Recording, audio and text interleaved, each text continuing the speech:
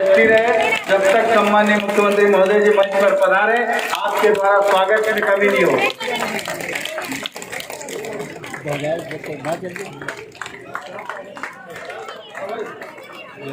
सम्माननीय मुख्यमंत्री महोदय जी का आगमन हमारे बीच में हो चुका है। आप लोगों से चर्चा करने के लिए आ चुके हैं। मैं हमारे सिपाही के दादा भाई से अनुरोध करूंगा, संक्षेप में 2 लाइन में अपना विषय रखते हैं सम्माननीय मुख्यमंत्री महोदय जी के सामने। बाकी सभी लोगों से अनुरोध है पूरा स्थान ग्रहण करने की कृपा करें।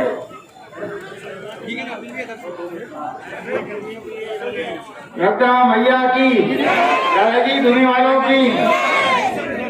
अपने जिले में भी काफी केस मिल रहे हैं। ये सावधानी की जरूरत है कि मास्क लगाए रखें, बचने की कोशिश करें। वैसे इस बीमारी में भी मैंने फ्री में पूरे इलाज की व्यवस्था की है। भोपाल में हो, कहीं हो, पूरे मध्य प्रदेश में मैं फ्री में ही इलाज करवा रहा हूँ सबका। लेकिन भगवान ना करे कि ये बीमारी अपन को पकड़े। अब मैं तो जनता का नेता और सेवक हूँ।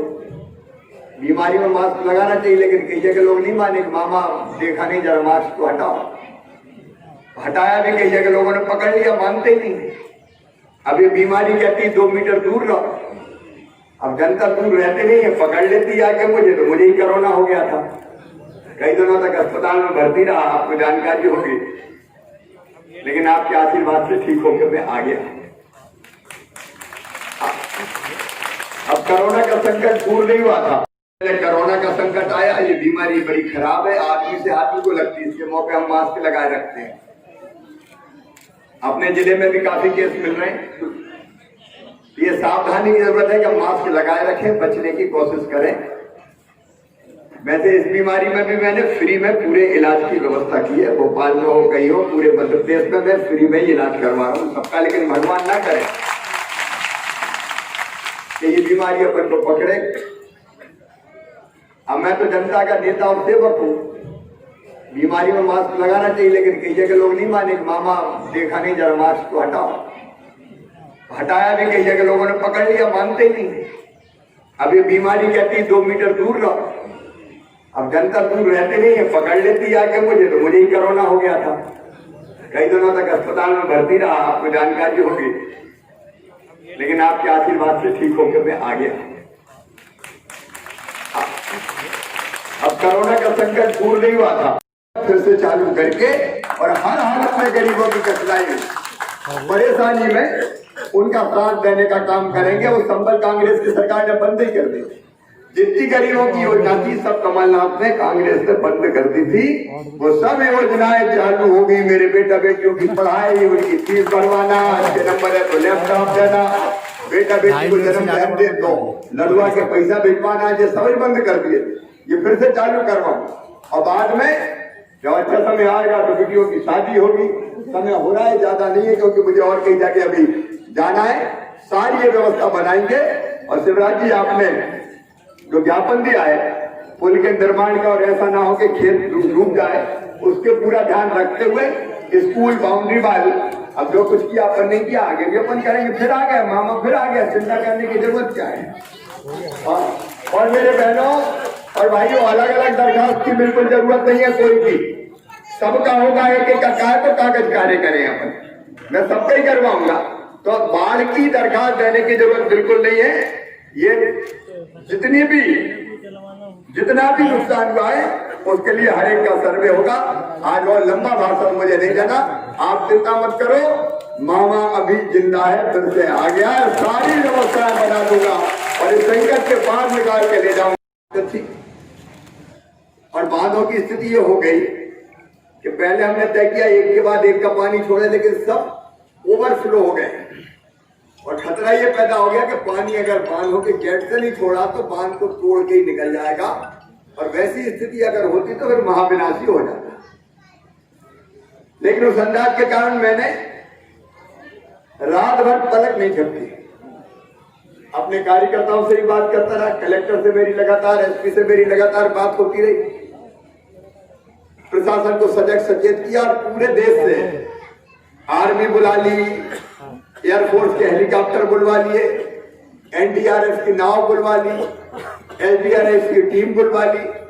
और उसके कारण हम नुकसान तो बहुत हुआ, लेकिन यहाँ ज्यादा संकट में जनता पड़ी। वहां से हमने चाहे वो छत पे हो चाहे पेड़ की डालों पे हो, अगर हेलीकॉप्टर से भी निकालना पड़ा तो निकाल के लेके, और एक जान नहीं जाने दी। इतनी बड़ी बात है, कम से कम जान सबसे सुरक्षित करिए। 48 घंटा मैंने भी पलक नहीं झपकी भाई। एक ही संकल्प था, बस कोई मर ना जाए, किसी की जान ना जाए, कोई बह ना जाए।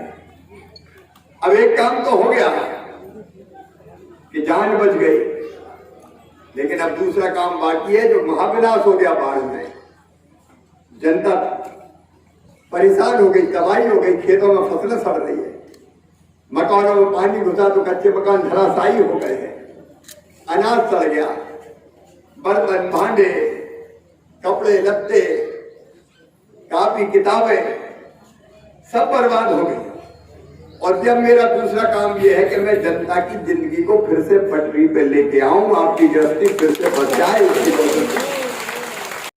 खंभा गिर गए थे, युद्ध स्तर पर मैंने कहा बिजली चालू होनी चाहिए, तो बिजली लगभग चालू हो गई है पूरे इलाके की, क्योंकि बिजली की स्थिति बड़ी खराब हो गई थी।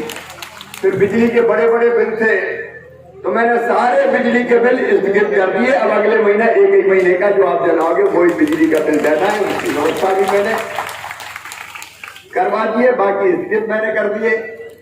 फिर इसके बाद कपड़े लत्ते बर्तन, उसके लिए राहत राशि की व्यवस्था करेंगे। और खेतों में जिस फसल का नुकसान हुआ है, मैं जानता हूं किसान के दर्द को कि कहां जाए, क्या करे, कर्जा ले लेके फसल लगाई, सोयाबीन, धान, यहाँ धान का में सोयाबीन ज्यादा है, और सोयाबीन में लागत भी खूब लगी। पहले तो एलोमोजिक बीमारी लग गई, और उसके बाद फिर बाकी बचा बचाया नर्मदा मैया की बाढ़ साफ कर गई। लेकिन किसान भाइयों, एक बात मैं नहीं छुपाता कि दिक्कत में है हम भी। खजाने में पैसा नहीं है, क्योंकि कोरोना के कारण सारे काम धंधे ठप हो गए, टैक्स आया नहीं है।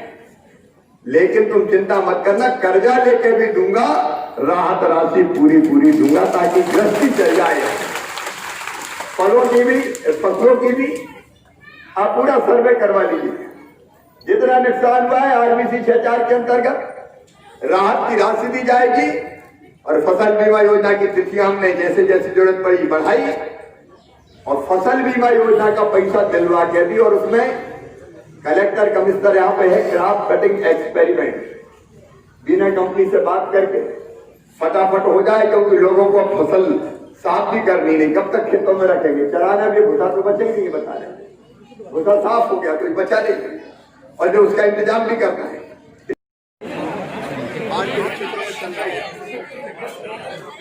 मंदिर आया हूँ, यहाँ बहुत व्यापक नुकसान हुआ है। नर्मदा जी की बाढ़ लगभग 73 कितनी आई थी, और जो नुकसान दिखाई दे रहा है वो भयावह है। लेकिन जनता की पूरी व्यवस्था बनाना है हमें, और इसलिए फसलों की क्षति का आकलन करके राहत की राशि, फसल बीमा योजना का लाभ अभी करवा के दिलवाने का काम। गरीब के घर गिर गए तो घर बनवाएंगे, आंशिक क्षति हुई तो उसके ऊपर पैसा देंगे, घरों में पानी घुसने में नुकसान हुआ है तो उसकी राहत की राशि देंगे। सारी व्यवस्थाएं जो जरूरी है आम जन की वो करेंगे। बिजली के बिल मैंने स्थगित कर दिए, जो बड़े बड़े आए थे। जो गरीब छूट गया उसको राशन दिया जाएगा, उनका नाम भी जोड़ा जाएगा। जनता के लिए सरकार सारी व्यवस्थाएं बनाई।